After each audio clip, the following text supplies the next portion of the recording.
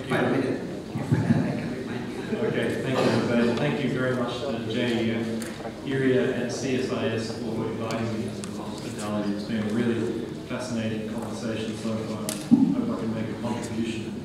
On the topic of regional economic integration, my starting point here is that bilateral free trade agreements or preferential agreements thus far have been Mickey Mouse. They've had minimal impact, and there's really a lack of evidence, I'd say, of any trade creation and a little bit of evidence of trade diversion, just to be controversial.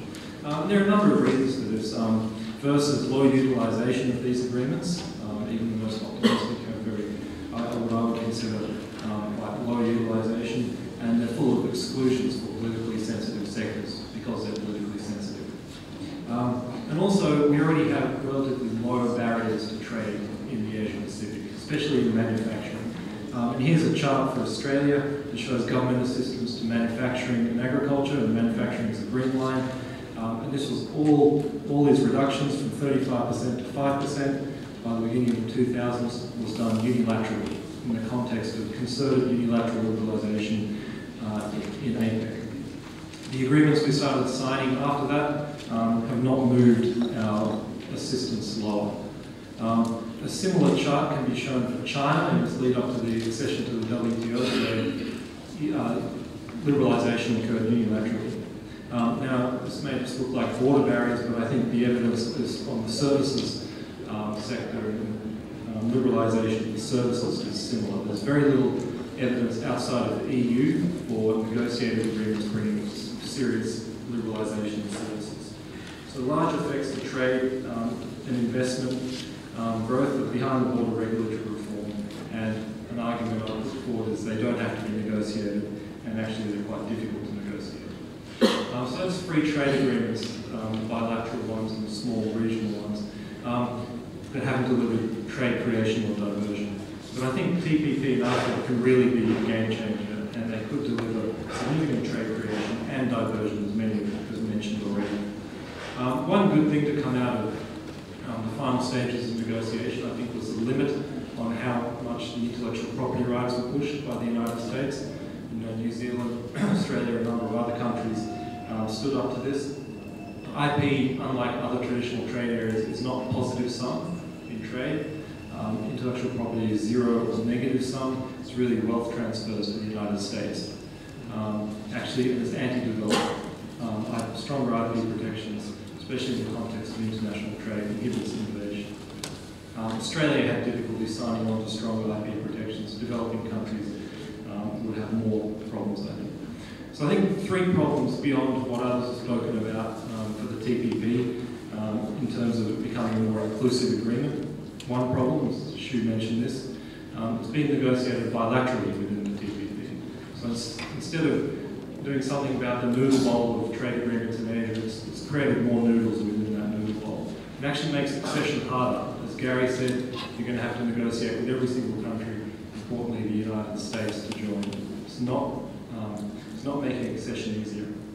It also doesn't help with supply chains because it's been negotiated bilaterally, and also because it excludes non-members. And this is a yarn-forward issue that everyone's been talking about. And those high barriers and the damage it does to non-members is really there on purpose as an incentive for non-members to join and comply. And so there are big questions around accession and how easily membership can be expanded. And I think many people have spoken about this, but I think Jokowi going to Washington and saying Indonesia wants to join is great, but I think it's a very long-term goal, and much longer for China and India if that's right. On RCEP, I think this has huge potential, as many have spoken about. It binds Asian Economic Cooperation for the first time. At best, it strengthens and expands the AIIB, as I've spoken about. That previous session I thought was very interesting. It has a different approach, as I mentioned. It's got ambitious targets and capacity building. And instead of the TPP method of having high hurdles and punishment for not having those advanced economy standards. And it does have potential to negate some of those diversionary impacts of TPP I mentioned. There are still questions around expanding membership and accession. We're all waiting to see how that works, and hopefully it's much smoother than the TPP, much more open to expanding membership. My final point on these agreements, the mega regionals and the smaller bilaterals, you can't negotiate the development. These are useful as leverage for pushing external leverage for pushing domestic reform, and they're useful for binding countries to actual practice or not going backwards. But they're not going to deliver the important things like institution building, human capital development, physical institutional connectivity. So that brings me to a couple of new initiatives out of China, given that this is mentioned in the topic description, but also I think they're very important. We need to find a way to make these new initiatives, AIIB and One Belt One Road, work well.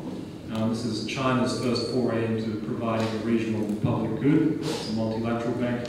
The China Development Bank option and other unilateral options are still open in China.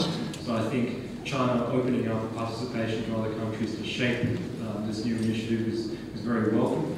And I think we need, for this reason, we need to see this succeed. We don't want China to retreat back into other unilateral forms of action, but we want to see this multilateral initiative succeed. Nyong showed a great map of the One Belt One Road in China last week, and all the great One Belt One Road maps seem to come out of Taiwan.